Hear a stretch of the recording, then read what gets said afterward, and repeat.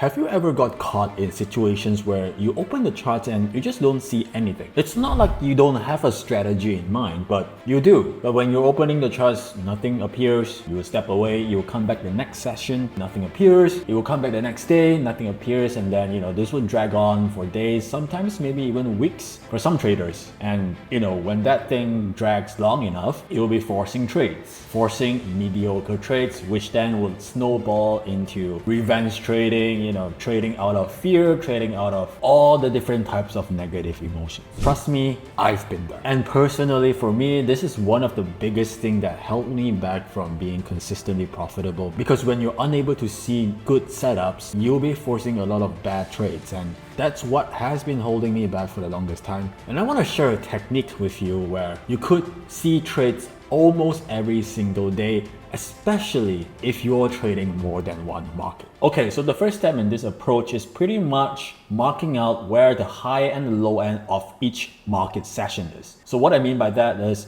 there's mainly three types of market sessions. There's the Asia session, there's the London session, and then there's the New York session, right? When I'm trading the market, I always mark out the highs and lows of each session. In this case, I'm looking at this area here as the high end of New York session, okay? This is my time zone. I'm located in Singapore right now. This is where the high end of New York session is, and it encompasses of this high and this high, okay? New York closes right around here, and for the low end of the New York session, it's gonna be around here. This is where New York opened, right? So this is the low end of the New York session. So I have these two areas marked out, okay? What I want to see is on the next session. So for example, I have marked out the New York session. The next session would be the Asia session. I want to see power coming into the next session, and then I want to see activity coming in and a breach happening, that breach beyond either the top end of the New York session or the low end of the New York session. That's important because that shows that there is bigger players in the market trying to push price further than what the previous session was not able to do. Okay, breaking a session high and a session low is not a small thing, right? It requires power. So when there's power involved, then it's very, very easy for me to just jump onto the bandwagon and ride the trend, right? So for example, right here, what we have is at around 8 a.m., that's where Asia session has opened. This is again my time zone. This is where Asia session has opened, and it has breached beyond this area. As soon as that breach happened, all I need to do is look for clear support equals resistance area and see if we can get a pullback into that area, and then look for a retest buy, right? So in this case, we broke out of the high end of the New York session, and this also happens to be an SNR in the market, right? So if we drag this out, we can clearly see price pulls back into that area, right? We see some strong rejection, and then we see what at UF trading we call a V formation, right? This is something that we are known for within urban forex. Now when we see the V formation happening, it's pretty much as simple as getting in on the pullback into this area if you get a pullback, right? And then pretty much going up, targeting the recent high, which is right around there. And this would give you a very quick 1.3 hour trade, right? So it's a very, very simple two-step process, right? Looking for a breach beyond the previous market session's high or low, right? And this right here happened on a Monday. Very soon after that, we see a couple more trades lining up back to back. And that's what's really important about this strategy. Because number one, it's simple. And number two, you don't really require much. You're guaranteed that every single day, there is gonna be 3 sessions in the market, right? And each session, there's bound to be one of them that has power to breach either the high end or the low end of the previous sessions, right? If that doesn't occur, you would still have news in each session that's able to push the market. So power is already guaranteed. The only thing that you require is to wait for a proper pullback, look for your entry, and then getting in at advantageous spot. Right, so let me show you what I mean by that. So what happens next here is, you can also potentially see a short-term trend forming, right? If I really just connect the low end here, you can see there's a potential trend forming here. It's in a short-term uptrend. We see the lows here connecting here, here, and here. So knowing that there's a trend involved and there's a trend line involved, what I would generally do here is just to see if there is a session break within those areas. right? So what I'm looking at here is this range of highs. Let me just remove this. This range of highs right around here. And this range low here is actually the low end of the New York session, right? New York opened right around areas like this, right around here, okay? New York opened right on this candle, and then we haven't really went anywhere afterwards. We pushed further up and then we just stall at this area, forming these lows here. And what happens next is very interesting. We see a probe down into this area, right? But we are unable to break below the New York session low. We see a lot of rejection, especially at this area here, right? At this bottom of the trend line. Once we see price coming back up, again, forming a V formation here, this again is potentially telling us that activity that I just spoke about turns out to be a liquidity grab, right? This is something that a lot of you guys are really familiar with, especially with all the different educators talking about liquidity grab out there. This is what we call liquidity grab. This is essentially just a probe in the market trying to get traders to trade the wrong way on this artificial break and then reversing. So once there is that kind of activity involved, plus we are trading bottom of the trend line, plus we have a V formation forming a reversal pattern forming around here, that's again where you would probably get in on your trade, right? This would look something like this, getting in there with your stops right around here, again targeting the recent high, which would give you a 1.6R profit, right?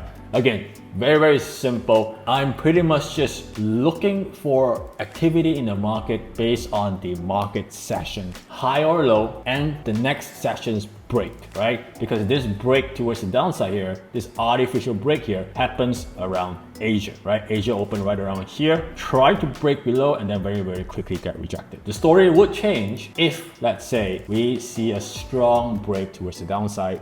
For example, something like this, where we have a strong breakdown, right? Something like this that we saw in the first place. If we see that here, then the idea would be different. The idea would be, all right, we have broken this bottom of this trend line with a huge market session break. If we get a retest, again, that's a trade you want to be selling, okay?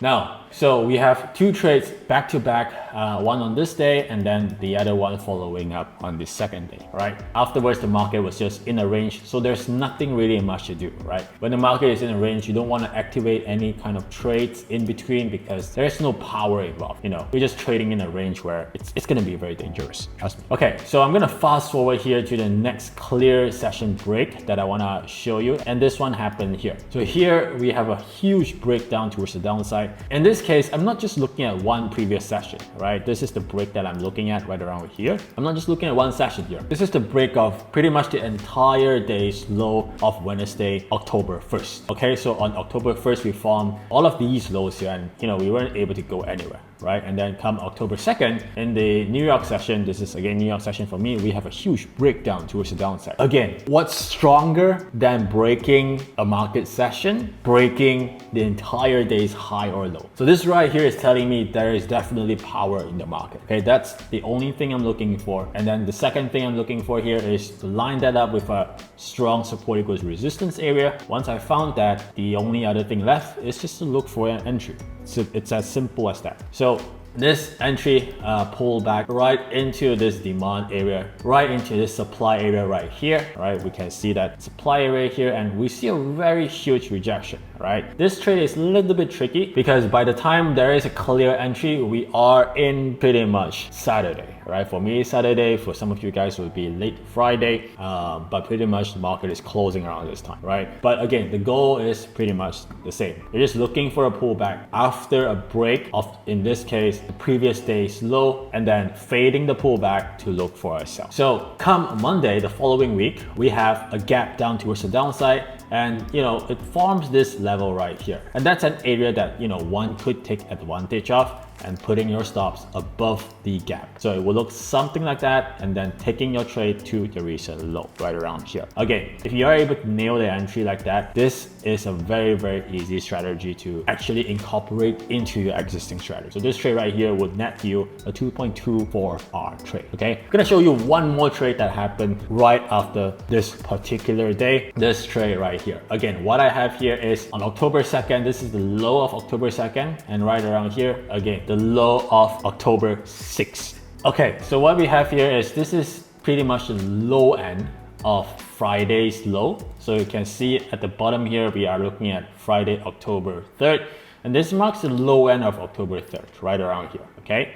And on Monday, we tried to break lower, but we were unable to break on the first try. But on the second try right here, we broke down, right? Not only did we break Friday's low, we break the entire swing low right around here. All right, so this is again a sign that shows you there is activation in the market. Now you do not want to jump in on the sell right away. What you want to do is look for a pullback, and we do get a pullback afterwards, right? We get a sharp pullback into that area. Let me just drag this further up here. We get a pullback into that area. We didn't pull back way too deep, but again, if you're able to understand the reversal that's happening around here, right? We see price trying to make its way up higher, but as soon as we reach the support equals resistance zone, things just start to fade out, and we create another V formation that forms right around here, and that's a pullback test that one can potentially get in on with a stop right above there, taking it all the way down to the recent low. And this right here would be a 4.6R profit. Now, as you can see, in the course of just a couple of days, I am able to identify multiple trades in the market